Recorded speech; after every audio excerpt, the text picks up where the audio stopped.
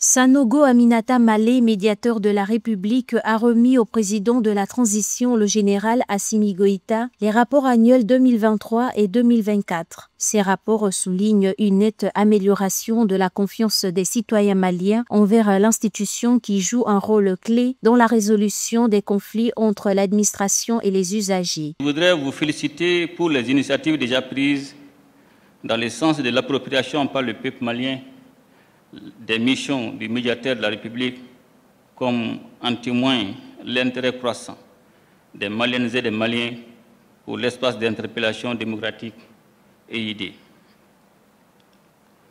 Cet intérêt, faut-il le rappeler, constitue une marque de confiance progressive que le médiateur de la République se doit de capitaliser dans la durée. En 2023, le médiateur de la République a reçu 6 074 usagers et traité 63,75% des 240 réclamations enregistrées. En 2024, la fréquentation a presque doublé pour atteindre 11 693 usagers, témoignant d'un recours accru des citoyens à l'institution. Les litiges les plus fréquents concernent la gestion foncière, les démarches administratives et l'exécution des décisions de justice.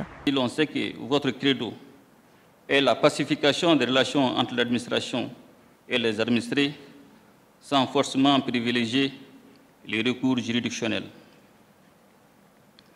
En cela, votre mission est en parfaite cohérence avec nos valeurs sociétales, véritables ressorts qui ont toujours permis de résorber les crises dans la gouvernance. La progression des chiffres témoigne d'une dynamique positive.